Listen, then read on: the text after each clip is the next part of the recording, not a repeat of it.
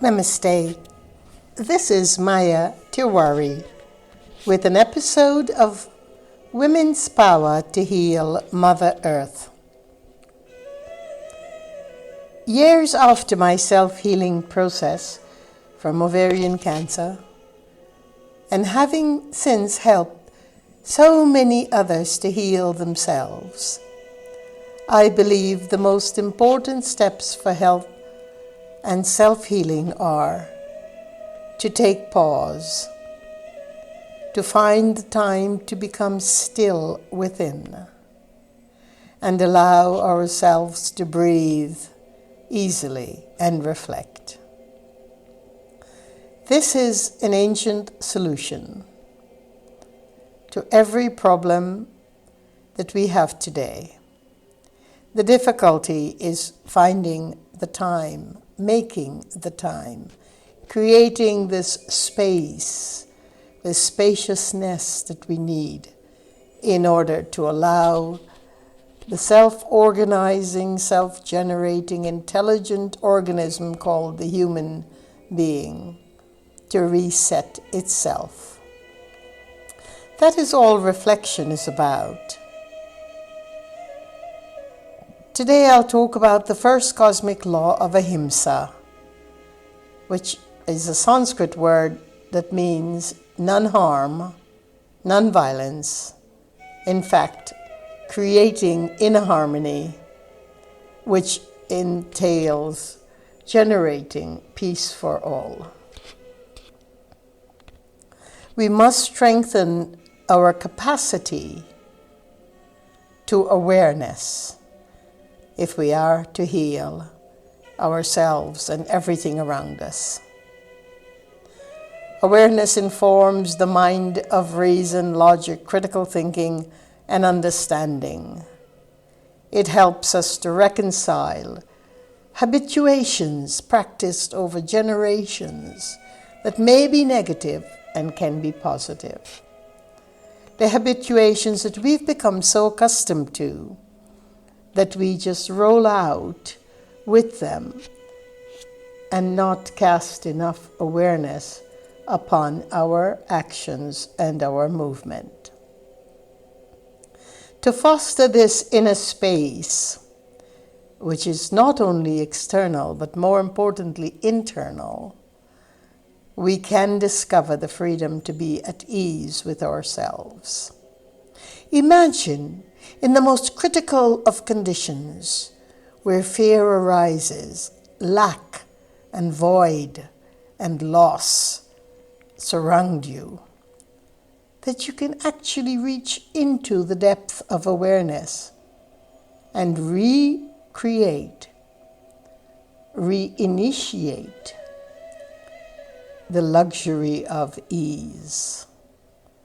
That is awareness. That's using awareness. It reclaims our vast inner resources for love and light and compassion. And it helps us to conquer, annihilate, cremate the despair and the hurts and the fears and the actions that others may be accountable for that create so much ruckus. In our modern culture, disease is a condition that can give us the irrefutable license to take leave from our daily routines, to haggle, and to battle with the self. But we do not have to wait until a crisis occurs or disease occurs to keep awareness prominent so we can keep creating space. The organism of healing deals with creating sufficient inner space that we can pause and find ease at any time of the critical crises in our lives. It's, in a way, the paradox of living. Without that inner space, if it is so crowded, if it's so if it is so aligned with the disharmonies that surround us, And then our minds becoming preoccupied with these dissent and these disintegrative parts around us, then what tends to happen is we become more disenfranchised from the glorious conversation, communion, and conspiration that we have with Mother Earth, with the Akasha, the field of ether and space that holds every one of the 5 elements that is at the basis and substratum of memory, of our health, of the way that the memory within each cell functions, of the way that our organs function, the way that the mind functions, the way that the heart is fed and nourished. Just the 5 elements.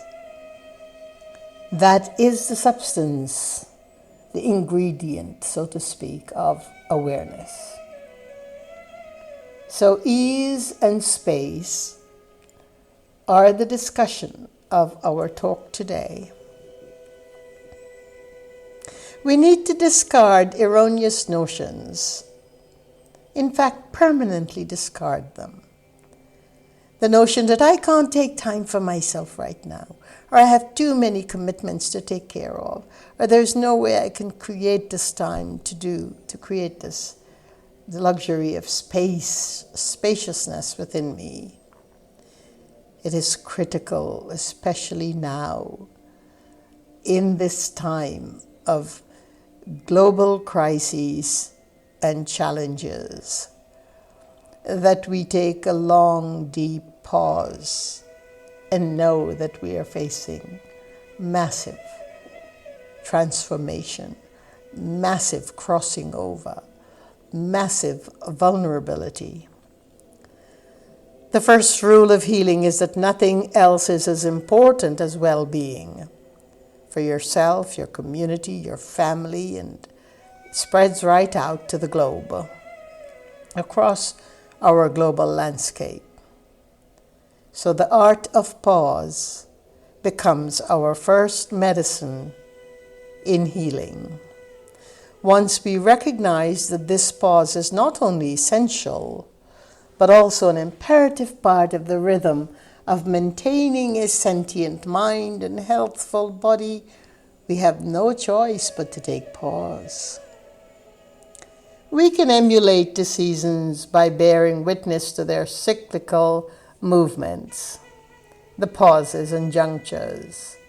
Nature presents herself around us, to us, under our feet, above our head.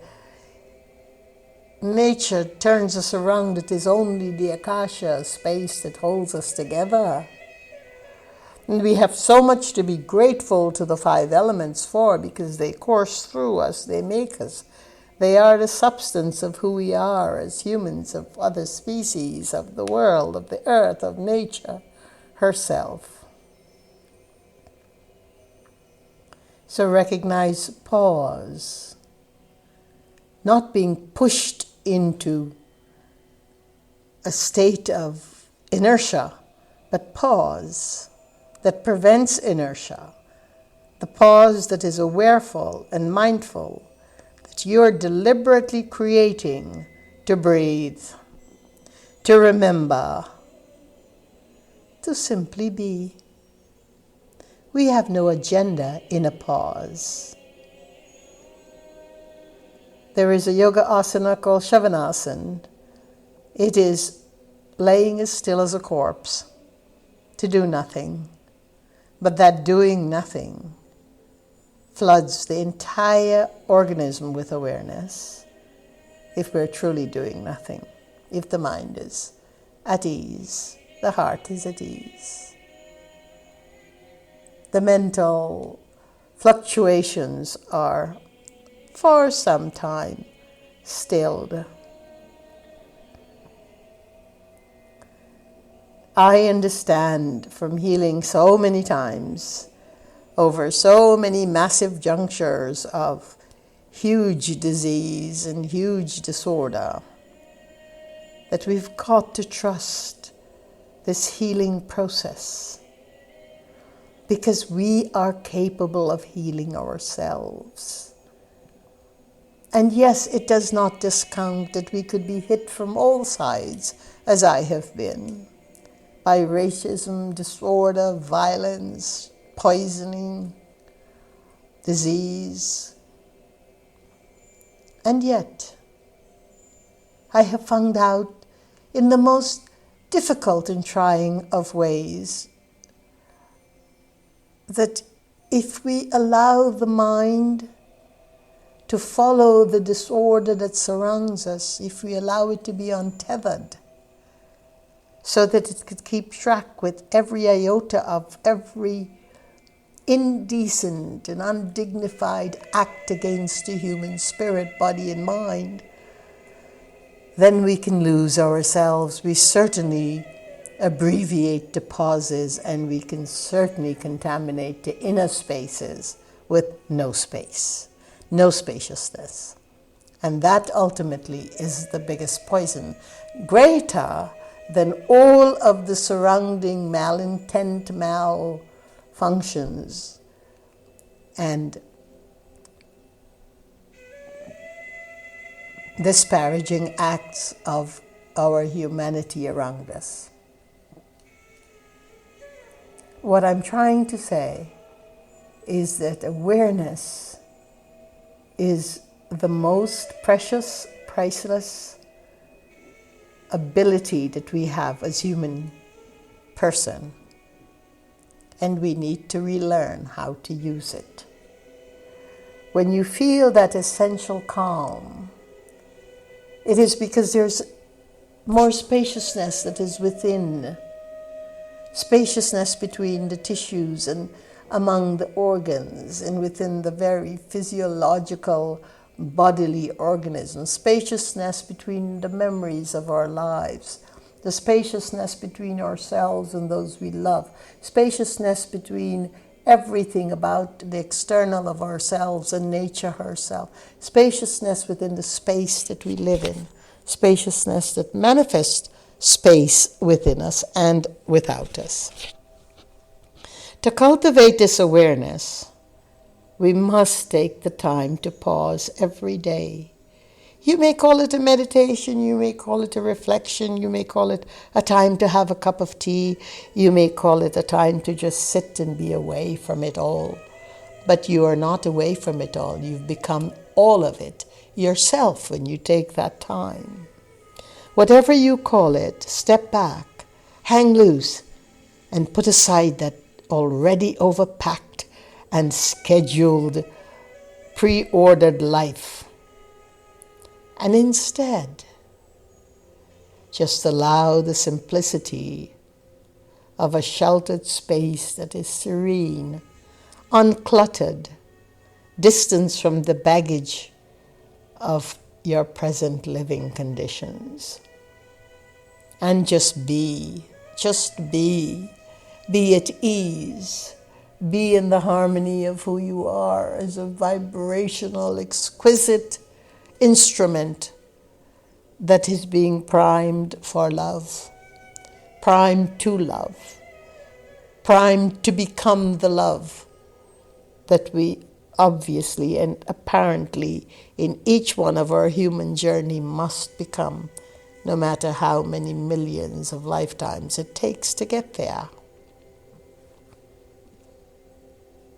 I've written many books on this matter. Living a Himsa diet, nourishing love and life, a life of balance, secrets of healing, women's power to heal. It all talks about these simple ideas that have become so precious and so rare, but we must reclaim them, because without it, we cannot reclaim our prana, our living breath. We cannot repair our health, and we cannot reclaim consciousness until we reclaim our spaciousness, the simplicity of our lives, for the greater intent of humanity and for the benefit of self, family, and all. Our bodies are made up of consciousness and spirit. and are forever connected to the greater continuum of energies through cosmic memory. In order to heal, we need to appease vital tissue memory and nurture the whole self. In essence, we need to reorder the same internal energy that went into the disorder and the dysfunction and the disintegration of peace, the same disorder that created the disease. We need to reorder that disorder in order to bring back the order into a state of harmony. And for this, we must reclaim our awareness, that moment-to-moment state of living, the awareness that filters out the unnecessary from our lives without having to go to therapy, without having to think about it, without having to practice it. It is an endemic part, it's an immutable part of the human nature, awareness is. But because the mind is so busy, because our concerns are so many, because our trials are so tediously laden upon our shoulders, we miss the greatest asset that we have as humans, our knowing, our awareness. That awareness that needs pause, that needs you to step back for it to be fully operational. It's always fully operational, but we miss it. We miss it because we're busy in the human mind. We're busy in the human vortex of activities. We live in the vicinal communities that are so packed with activity, and activity, be they negative or positive, matters not.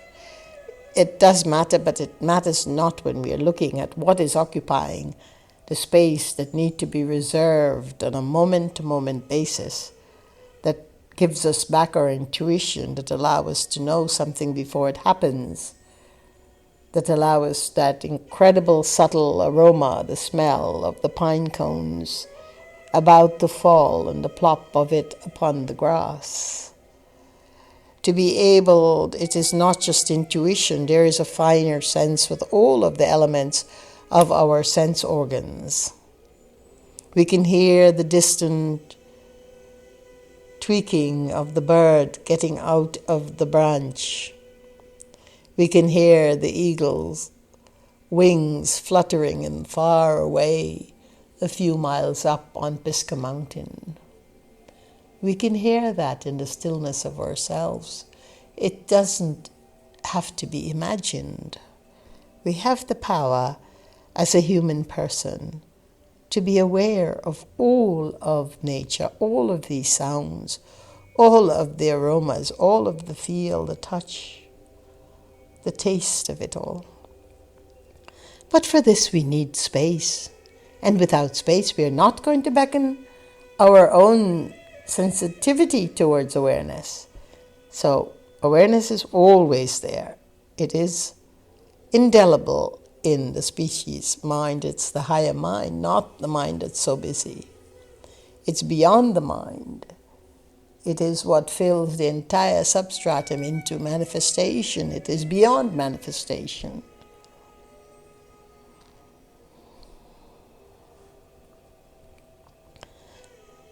So let us reclaim that moment-to-moment state of living, the simplicity that brings awareness, that filters out the unnecessary from daily life ways, during eating and sleeping and nourishing and nurturing. Let us bring back an awareness that keeps us poised in the way we think and breathe and move and vibrate within our incredible life.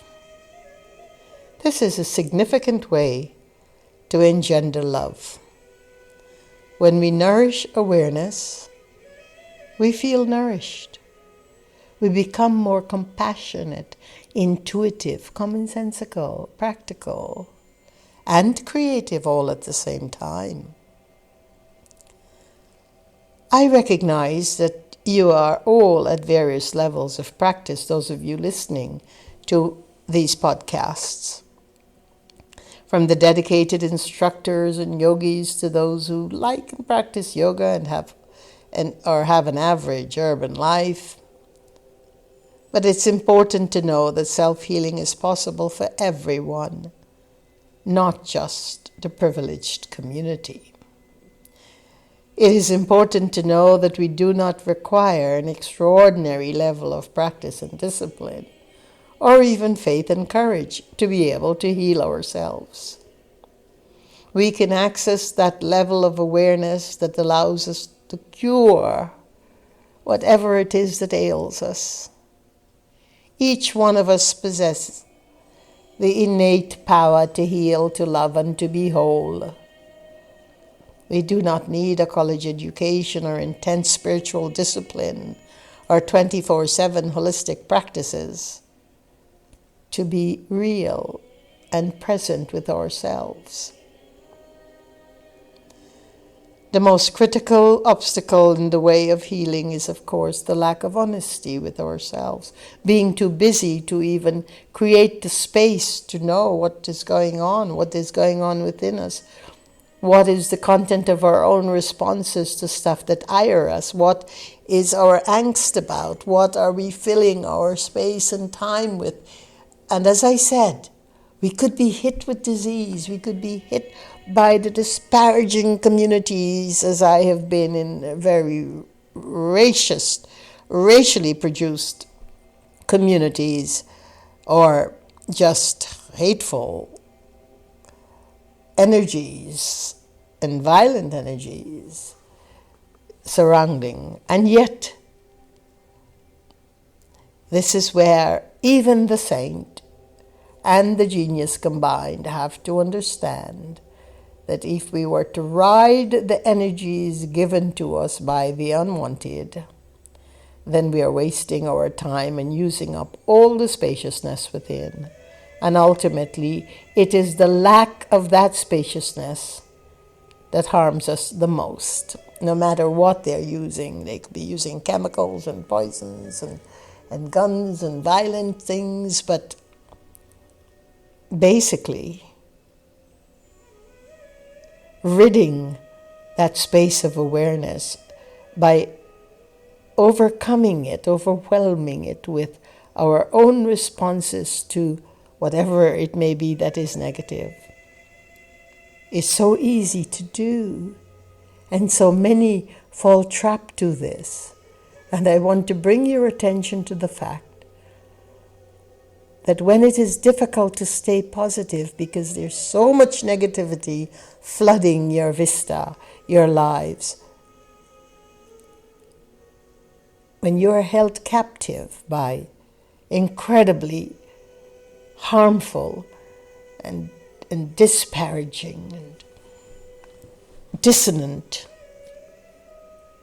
elements as life can become, remember,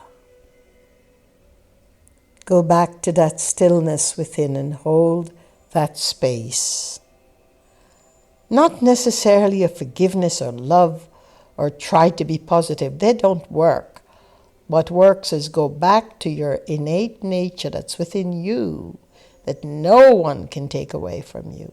That nature of awareness by being still and trusting the process of stillness will begin to open up the spaces within ourselves, within the mind, within the heart, within the breath, within the way we breathe. And when you stand up again, your movement would have changed. Your movement around you would have changed.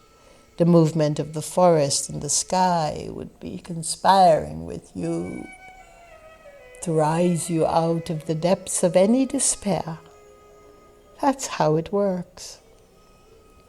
And we must honor this process of self-healing. We spend too little time with understanding what it is about and too much time running after the external forces for cure and the practices and the principles and the remedies and da-da-da. But the basic thing is, if we can keep creating more and more space within us, it will take very little external remedy to help us to heal. And that is Ayurveda. That is the core of incredible ancient wisdom and intelligence. Ayurveda tells us that healing is an organic function within us, and that in aligning ourselves from the onset to this truth, we can reveal the hidden cavern of all the unresolved, the negative, the desires, the fear, the weakness, the ancestral memories coursing through us that can pull us and push us. Illness and distress is not yours alone. But we cannot live anyone else's karma except our own. And we can share our commonality in distress and in joy with each other. Whatever is the challenge, or however we feel about it, the glory and the fight is always ours and ours alone. We cannot hire someone to become ill for us. We cannot hire someone to be joyous for us, nor can we depend on partners or relationships and friendships to do that for us. The goal through every challenge is to heal. And we can accomplish this simply by going into a still space within. Hold on to that, because that is where the medicine of awareness is bountifully. No lack of medicine is within us.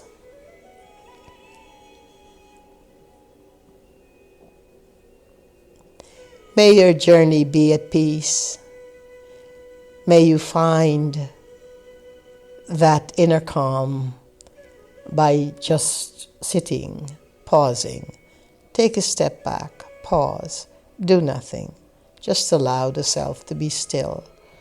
Ever so often throughout the day, look up to the sky, to the greatness of the space around you, endless immutability of space that holds you upright, that keeps you from floating like a ribbon in the air. Just understand that it contains the 5 elements that are within you. Connect those elements from outside to inside and be still. And know that the medicine of healing is within you. That is truly ahimsa. Ahimsa is the ever-generating intelligence of healing that we have within ourselves. Thank you for listening. Peace be your journey.